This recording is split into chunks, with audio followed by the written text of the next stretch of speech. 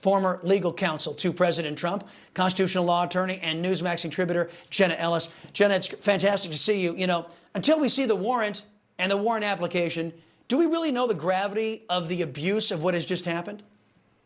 We really don't know, and there has been so much speculation, Chris, back and forth about whether or not this raid was justified, and it's largely turned on political bias. Of course, the extremes on both sides are rushing to either the defense of the FBI or the defense of President Trump, and the only thing that we do know for sure is, as you said in a spectacular opening, the FBI is absolutely corrupt. I mean, let's not forget, this is the agency that has perpetuated the Russia collusion hoax, that used a fake dossier in order to lie to the FISA court to spy on Americans. They're the same that have perpetuated so many other misabuses and abuses of the law. And one other thing I would point out is that while everyone is saying that this is completely against President Trump and this is an abuse of power, there is a section that we're overlooking, which is in United States Code 18 that talks about the custody and control of documents. This is unrelated to the Presidential Records Act, but says in that section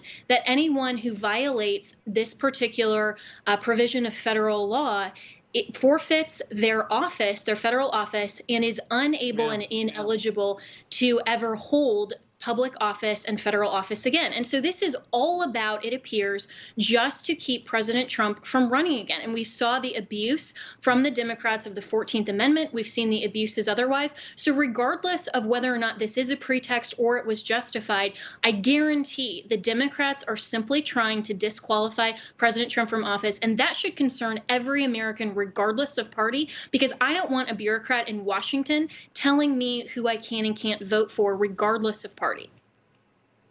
Now, you took me right where I wanted to go. Thank you, first off, for reminding me about the FISA lie, that the FBI has already lied to the FISA court, which is completely unacceptable. And they did so, again, many believe, out of political considerations. So I want to point out that the left-wing protesters, even the ones who threatened to assassinate a Supreme Court justice, were in violation of 18 U.S. Code 1507. The FBI and the Department of Justice did not enforce that code. Then, as you just alluded to, 18 U.S. Code 2071, which makes it a crime if someone who has custody of a government document or records willfully and unlawfully conceals them will forfeit his office and be disqualified from holding any office under the United States. Even though we don't know the details of the warrant, if Garland and the FBI leadership are enforcing this when Hillary got away with far worse, and Trump is accused of taking napkins and dinner menus and stuff like that, Americans can plainly see that the leadership in D.C. is completely corrupted just by using the examples we just outlined, yes? Absolutely. And of course, this would give rise to a constitutional challenge because with respect to the office of the president, the Constitution specifically outlines the qualifications, and it doesn't allow for federal law to add or amend to the qualifications for a president. And so this would set up a huge legal, unprecedented challenge to the Constitution. But this is what the Democrats are now famous for, not only having double standards and being hypocrites, but trying to twist and manipulate the Constitution to serve their political partisan ends rather than allowing the rule of law to serve as true, genuine justice, equal protection for all. And certainly President Trump isn't above the law, but he's not below the law either. And that's what people like Merrick Garland, Joe Biden, and the corrupt FBI want the American people to believe. This is, of course, also part of a smear campaign that has been going on for the last 6 years against President Trump just to intimidate people from voting for him, from supporting him, or even people like me who are now targets of attempts to disbar me and take away my bar license simply because I had the audacity to represent President Trump.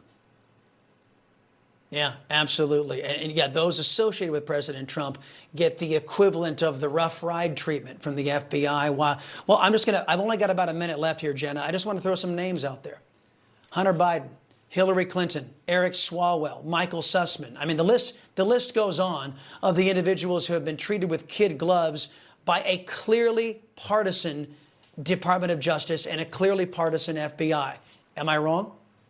Not at all. And the Department of Justice needs to rename itself the Department of Injustice, because the American people are sick and tired of seeing that equal protection doesn't truly mean that everyone is equal. Equal now only means that you are treated with respect if you have a D after your name. And if you're a Republican or a conservative, then you can guarantee that you will be attacked as a political opponent, and all of the Department of Justice and FBI resources and energy will be used to target and harass you. Look at the 87,000 IRS agents that will now be funded to attack middle-class Americans who, of course, most of them probably can't afford an attorney. This is weaponization, and the American people won't stand for it, and we need to get out and vote for every conservative, every America First candidate that's on the ballot in November. Right, and a complete house cleaning at the Department of Justice and several government agencies, which seems to be the backlash. I think they sense that they're caught, and that's why you're seeing this strong-arm tactics to basically dissuade Americans from trying to hold Washington accountable. Jenna Ellis, thank you very much. Appreciate the time. J.P. Morgan's CEO is warning that an economic hurricane is coming. Are you preparing? If you don't do anything, your 401k could be a 201k, and that is not good. So call our trusted friends at Lear Capital. For 25 years, Lear has helped investors own gold to protect against market chaos. It's a good thing. They can help you too. Get your information and up to $15,000 in bonus IRA gold. Just call this number, 800-880-4300. That's 800-880-4300.